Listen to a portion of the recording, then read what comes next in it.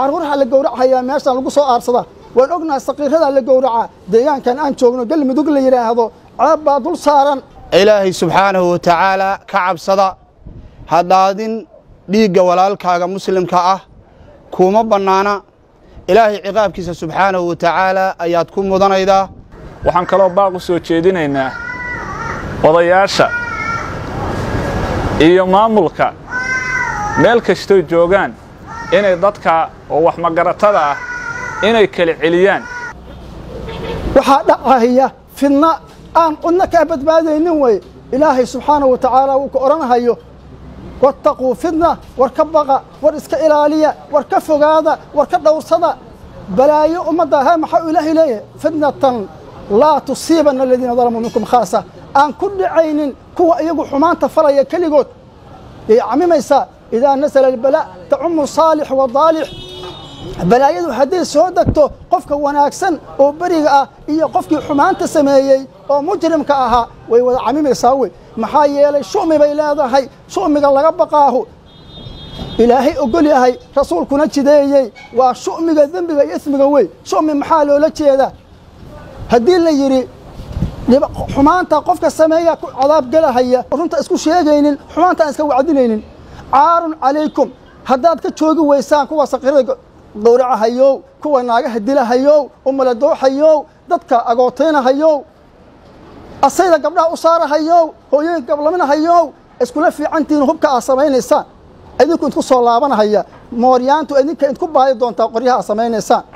idinka idku lay doonaan way idku soo celi doonaan wallaahi kama badbaadaysaan fidnada aad samaynaysaan haddaa hub cusub gadaysaan waa ognahay qabaa'ilka meeshaan isku dhammaynahaya la yidhaha galmudug la yidhaahdo waxaa idin daaweyn kara waa culammada islaamka oo aad hubka ku wareejisaan wey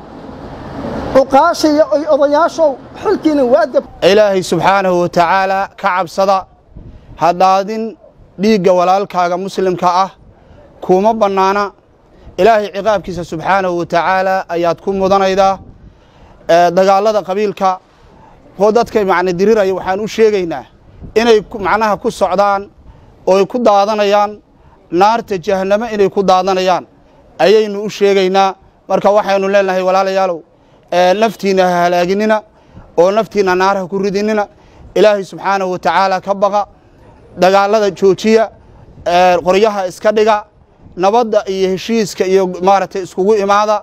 dadkaasu dad rixima oo wada dhashay weeye waa dad deris ah xuquuqda la isku leeyahay wax la tiri kara maahan waxaan kaloo baaq u soo jeedinaynaa odayaasha iyo maamulka meel kastoo joogaan inay dadka oo wax magaratada ah inay kala celiyaan wuxuu yidhi nabigu calayhi salaatu wasalaam kullukum raacin wa kullukum mas'uulun can raciyatihi idinkoo dhan waxaad tihiin raaciyaal qof kastaana waxaa laga su'aalayaa wixii la raaciyaa laga su'aalayaa marka madaxweyne kasta guddoomiye kasta jago kastoo qofka uu hayo sheekh kasta qof walbaaba waxa la raaciyey wixii la raaciyey inuu maaragtay guto oo uu maaragtay qabto hadduu qaldan yahay ayaa waajib ku noqonaya wuxuu yidhi nabigu calayhi salaatu wasalaam qofku hadduu arko macsiyo gacantiisa ha ku suuliyo hadduusan awoodin carabka ha ku suuliyo hadduusan awoodina qalbiga ha ka kaahdo